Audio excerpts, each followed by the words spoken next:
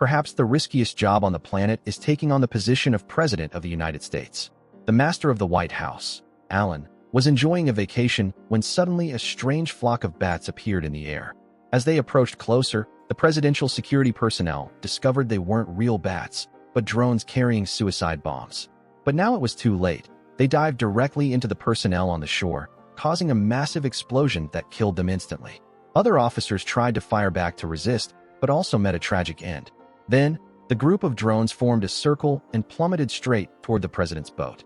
Seeing the situation, one officer pushed him into the lake while accepting being blown to pieces himself. Who is the one behind the plot to assassinate the president? A few days earlier, Agent Mike, the man who had twice successfully saved the U.S. president, once when North Korean terrorists threatened to force the handover of nuclear launch codes at the White House, and once when Pakistani terrorists kidnapped him in London for a public livestream to ask for his head. Now on leave, he was participating in a realistic combat training program. Despite defeating many opponents, as soon as he stepped out the door, he was hit by a bullet, ending the game. The person who fired that shot was none other than Wade, a close friend of the protagonist. This realistic combat training ground was also opened by him. At this moment, a young guy, still wet behind the ears and looking like my boss, was frustrated because Mike had just kicked him tumbling down the stairs. He rushed forward, forcing everyone to jump in and stop him. After taking a walk around, Wade finally revealed the reason for inviting Mike there. It turned out that business had recently slumped. If things continued this way, he would be left with absolutely nothing.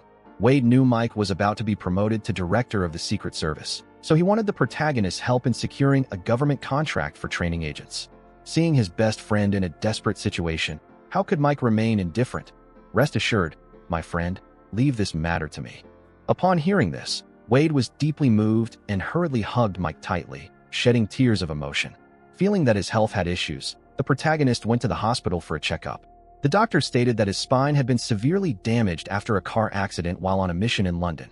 If the spine continued to be under heavy strain, there was a high risk of partial paralysis. For an agent like Mike, this was terrible news. He kept this a secret from his wife, fearing she would worry, which might affect her care for their young daughter. On the other side, President Allen had an interview with the media before going on vacation. They asked about the U.S. position as Russia continuously stationed troops abroad, and whether the U.S. military could use weapons from newly formed private companies. This question infuriated President Allen, not because of the reporters, but because a White House official had leaked this information. Naturally, no one dared to admit they had done it. A few days later, the president chose Queen's Lake as his vacation spot. The Secret Service team, led by Mike, would be responsible for his safety. After the protagonist's contributions to the country, the president said he would appoint Mike as the director of the Secret Service because he was getting older and it would be difficult to fight alongside today's youth. The protagonist claimed he was still healthy, but right after saying so, he began to experience symptoms of a headache. Thus, the president told him to boat back to shore for a checkup and sent another agent to replace him. Just as Mike had departed, people on the lakeshore spotted a strange flock of bats. No, those were suicide drones. They were released by radical terrorists from a nearby forest. The frenzied drones attacked the agents on the ground using advanced facial recognition technology, and only high-level White House officials could access individual information like that. After completely taking down the ground team, they began to divert toward the president's boat, but strangely, they bypassed and did not attack Mike. At this moment, the drones dove straight onto the boat where the president was standing. Fortunately, an agent decided to sacrifice himself by timely pushing Allen into the water. Mike immediately swam to the president and told him to dive down quickly before the second wave of attacks occurred. Consequently, the two were taken to the hospital in a state of unconsciousness. However, Allen was more severely affected, falling into a deep coma with no telling when he might regain consciousness. America cannot lack a president's leadership. The vice president rushed to the hospital to visit with an extremely worried expression, but while offering well wishes to Allen, he was sworn in as acting president right inside the hospital. Leah, having received the news, also immediately arrived to inquire about her husband's condition. But since this involved national security, she was only allowed to wait in the main lobby. At the same time, an FBI team led by Agent Helen arrived at the scene to investigate. They discovered the vehicle used to launch the drones abandoned in the forest not far away. The next day, just as Mike woke up, he was surprised to find himself handcuffed to the hospital bed. Helen approached and said it was because he was the mastermind behind the assassination attempt on President Allen. On the truck carrying the drones, there were his fingerprints and hair samples. They were programmed to kill the entire presidential security detail except for him. And why did his offshore account have $10 million transferred from Russia? All of this was enough to prove Mike was the prime suspect. He angrily cursed. "Are you people stupid not to see I'm being framed? What idiot would leave evidence at the scene without wiping tracks like that?" But Helen didn't believe him, insisting Mike was the mastermind. The only person who could prove his innocence at this point was the president, but he was in a coma with no known time of recovery. Losing the argument, Mike had to accept being escorted to jail. Not only that, Leah was also interrogated by Helen about her husband's abnormalities. She asserted that he was innocent and felt insulted that a hero who had always dedicated himself to the fatherland was being falsely accused and framed like this. At the same time, Mike's transport convoy was attacked by a group of masked men while moving through a forest at night. They rammed directly into the 2 police cars in front and behind, taking them out of the game, and then shot dead all the police officers at the scene. However, these people did not fire at Mike, but instead directly cut his chains to take him away. Realizing their plot to stage a prison break was intended to frame him so he couldn't escape guilt, the protagonist threw punches at the 2 men sitting in the back and snatched a gun to shoot them. Soon enough, all 4 masked men were sent by him to meet their ancestors. The car only stopped when it hit a tree by the road. At this point, Mike peeled off their masks to check and discovered it was the rookie who worked for Wade. It seemed this matter was definitely related to the protagonist's close friend. With no time to think much, Mike immediately removed the handcuffs and slipped away from the scene. He hijacked a pickup truck and sped straight into the deep forest. Pity the owner who didn't understand why his vehicle had vanished without a trace. While Mike was looking for a place to hide, an old man suddenly pointed a gun at his head. Getting closer, the old man asked, "Are you the one who masterminded the assassination of the president?" Mike replied, "Do you really want me to kill him, Dad?" It turned out this man was Clay, Mike's father. In his youth, he was a soldier in the Vietnam War, having to listen to the lies of the US government only to go to a faraway country and kill its people. So he hated war intensely. When Mike was a child, he had abandoned the mother and son to rely on each other, also because the hauntings of the past had driven him mad, causing him to do so. However, Mike still couldn't fully forgive his father. Having nowhere else to run, he had to stay there to rest for a few days. However, his good friend Wade didn't think that way. As soon as he knew he was hiding in the forest, he led a group of people there to take the protagonist's life. Mike saw the overwhelming number of enemies and intended to tell his father to run, but he said, "I've never feared any man. This is my turf, so why not give them a lesson they'll never forget?" Having said that, he led his son down into his pre-prepared tunnels. As they walked, he advertised that these were the tunnels in the heart of America. Mike just stood there dazed, not understanding what his father was saying, when suddenly the old man took out a detonator and pressed the button. Boom!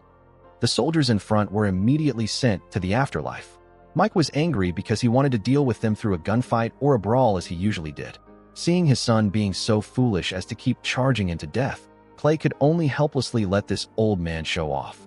Just wait for them to reach the booby traps and blow them all up together. Isn't that easier on the body? Very quickly, the entire squad sent by Wade was incinerated. The next morning, Mike dragged their bodies into a corner and called his closest friend. He cheerfully said he would visit his place to check in on things, then drove away from the area with his father. He was even clever enough to reveal the coordinates of the forest house to the stupid FBI. Very quickly, Helen and her subordinates appeared at the scene. Before leaving, Mike left a trail indicating the mastermind was Wade. After everything, she finally started using her brain to analyze the protagonist's statements. Thus, she went to Wade's training company to investigate, but before she could ask anything, she was shot dead on the spot by him. Well, ignorant people shouldn't exist for too long because their continued existence harms others. Wade knew that sooner or later he would be exposed, so he ordered his henchmen to pack up and hide abroad. But before leaving, he had to complete the mission of eliminating President Allen. And the person behind this entire affair was the vice president, Martin. He had long conspired with Wade's company to murder the president, then pin it on Mike and Russia. That way, he could officially become the master of the White House and initiate an attack on the land of the Silver Birch. As long as there was war, he could sign contracts with private arms companies to receive commissions. Right at this moment, President Allen suddenly woke up.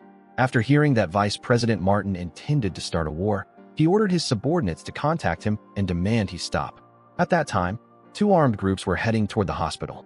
One group, led by Wade, came to take the president's life. The other group was Mike. He quickly reached the hospital first, then slipped into a police officer's car and helped the other party into a deep sleep. Then, borrowing his uniform, he used the radio to deceive the agents outside.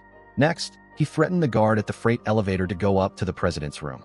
But as soon as he arrived, he was immediately surrounded by special forces from all sides. Mike intentionally shouted loudly for the Secret Service team leader, David, to come running. After seeing David, the protagonist accepted releasing the hostage and discarding his weapons. Very quickly, Mike was restrained and pinned to the floor. He begged David to let him see the president because he had something very important to say. Out of respect for being close former teammates, the man reported to the president and received his approval. He told someone to remove Mike's handcuffs, but David was afraid and didn't dare to do it. The president said that he is the person I trust the most. After hearing Alan tell everything that had happened, David and the Secret Service team finally lowered their guard. The protagonist knew well that the hospital was not a safe place, because if he could get in, then that bastard Wade could too. So, Mike called the Air Force to request a helicopter to take the president away from the hospital. But while waiting, the facility's gas pipes suddenly spewed out a large amount of gas and exploded.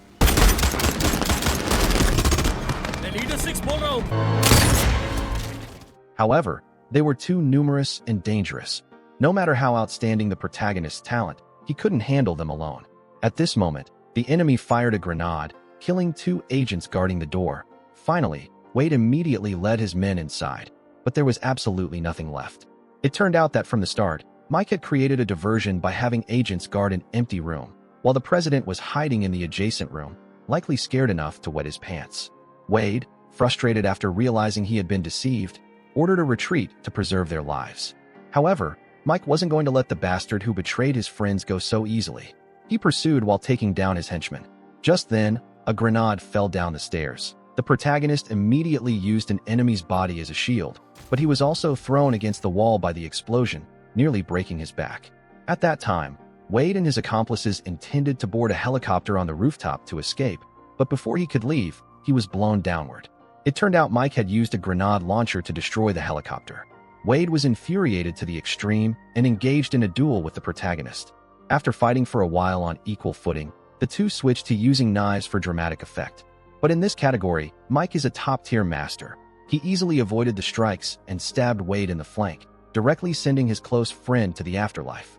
Thus, Mike successfully saved the president and had his name cleared. On the other side, the vice president thought that with Wade dead, he could safely escape punishment, but the police discovered detailed records of his involvement with Wade and quickly invited him to the station. At the end of the film, Mike brings his father home to live with his family. He was also promoted to director of the Secret Service by President Allen. And this is also the end of the movie. Goodbye and see you all again.